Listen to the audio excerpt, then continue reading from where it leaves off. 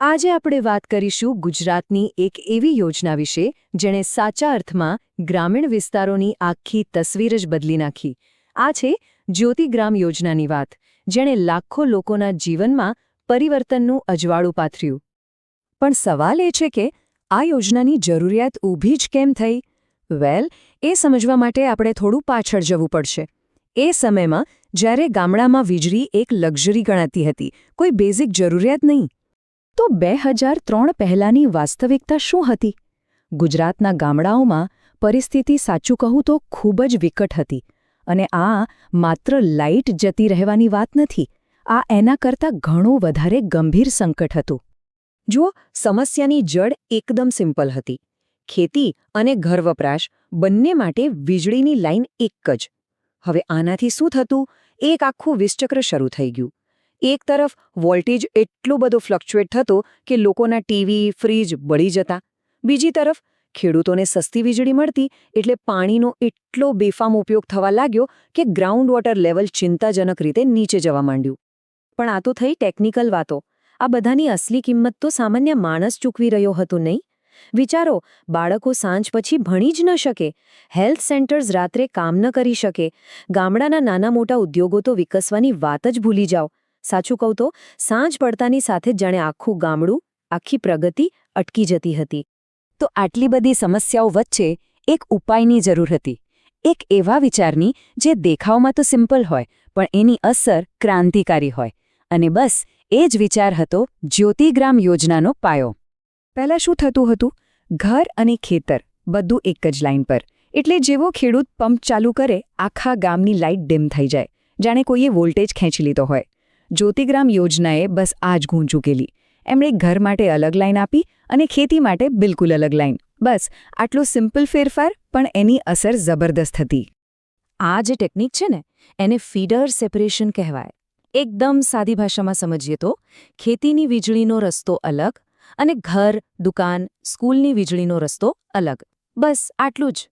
તો આનો ફાયદો શું થયો? ગામના લોકોને એટલે કે ઘરો, શાળાઓ અને નાના બિઝનેસને મળી 24 કલાક હાઈ ક્વોલિટી 3 ફેઝ પાવર, કોઈ પાવર કટ નહીં. અને ખેડૂતોનું શું? એમને મળ્યા નક્કી કરેલા 8 કલાક, પણ પૂરા વોલ્ટેજ સાથે. એટલે હવે મોટર બળવાનો ડર નહીં અને ક્યારે લાઇટ આવશે એની ચિંતા પણ નહીં. આમ તો આ આઈડિયા સાંભળવામાં ઘણો સારો લાગે છે, બરાબર? પણ એને અમલમાં મૂકવો એ ખરેખર એક પહાડ જેવું કામ હતું. આનો મતલબ હતો કે આખા રાજ્યનું જે રૂરલ પાવર ઇન્ફ્રાસ્ટ્રક્ચર છે એને લગભગ નવેસરથી ઊભું કરવાનું હતું. તો ચાલો આ કામના સ્કેલ પર એક નજર કરીએ. કેટલા ગામડા? 18,000 કરતાં પણ વધારે ગામડા અને પરા વિસ્તારોને આ યોજનામાં આવરી લેવાયા. એના માટે કેટલી નવી લાઈનો નાખવી પડી?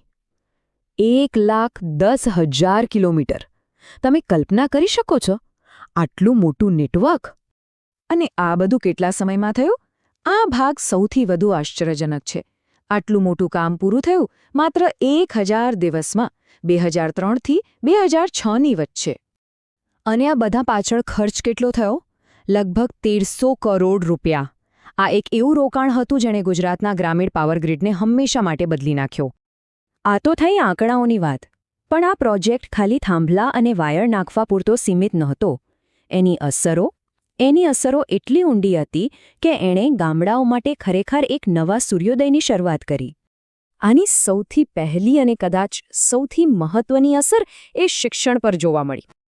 પહેલીવાર ગામડાના બાળકો સાંજ પછી રાત્રે પણ ભણી શકતા હતા. વિચારો, એમના માટે આ કેટલી મોટી વાત હશે.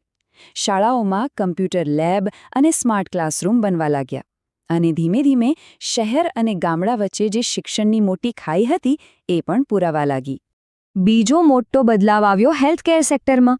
શિક્ષણની જેમ જ ગ્રામીણ આરોગ્ય સેવાઓ પણ જાણે કે જીવંત થઈ ઉઠી. ગામડાના જે PHCs એટલે કે પ્રાથમિક આરોગ્ય કેન્દ્રો હતા એ હવે 24 કલાક કામ કરી શકતા હતા. રાત્રે ઇમરજન્સી ઓપરેશન કે ડિલિવરી કરવી શક્ય બની. સૌથી અગત્યનું, જીવન બચાવતી રસીઓ અને દવાઓ સાચવવા માટે જે રેફ્રિજરેટર જોઈએ એ હવે બંધ થવાનો કોઈ ડર નહોતો. અરે આટલું જ નહીં, ડેરીમાં પણ મિલ્ક ચિલિંગ પ્લાન્ટ બરાબર ચાલવા લાગ્યા, જેનાથી દૂધની ક્વોલિટીમાં જબરદસ્ત સુધારો થયો. અને હવે વાત કરીએ અર્થતંત્રની. કારણ કે જ્યારે વીજળી આવે છે ત્યારે તે એકલી નથી આવતી, એ પોતાની સાથે તકો પણ લઈને આવે છે. આ એક ડોમિનો ઇફેક્ટ જેવું હતું. જુઓ, પહેલાં આવી ભરોસાપાત્ર વીજળી. એના આવવાથી ગામડામાં નાના મોટા ઉદ્યોગો શરૂ થયા. કોઈએ લોટની ઘંટી નાખી તો કોઈએ ડાયમંડ પોલિશિંગનું નાનું યુનિટ ખોલ્યું. આનાથી ગામમાં જ રોજગારી ઊભી થઈ, એટલે લોકોની આવક વધી. અને જ્યારે ગામમાં જ કામ મળવા લાગ્યું ત્યારે લોકોનું શહેરો તરફનું સ્થળાંતર પણ ધીમે ધીમે ઓછું થઈ ગયું. આખી સાયકલ જ બદલાઈ ગઈ. જ્યોતિગ્રામની સફળતાની ગાથા માત્ર ગુજરાત પૂરતી સીમિત ન રહી. હકીકતમાં તે આખા દેશ માટે એક રોલ મોડલ, એક બ્લૂપ્રિન્ટ બની ગઈ.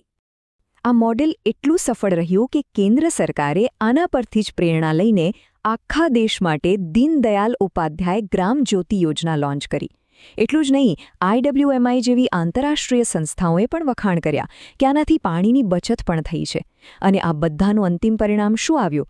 ગુજરાત, જે એક સમયે વીજળીની તંગી ભોગવતું રાજ્ય હતું, એ પાવર સરપ્લસ સ્ટેટ બની ગયું.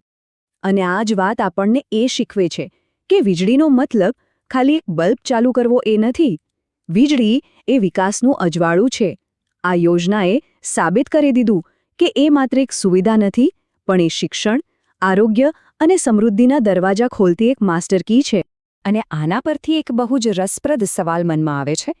જે રીતે વીજળીએ આખું ચિત્ર બદલી નાખ્યું, એવું બીજું કયું અદૃશ્ય ઇન્ફ્રાસ્ટ્રક્ચર હોઈ શકે જે આપણા સમાજમાં આવી જ મોટી ક્રાંતિ લાવવાની ક્ષમતા ધરાવતું હોય? ખરેખર આ એક વિચારવા જેવો મુદ્દો છે.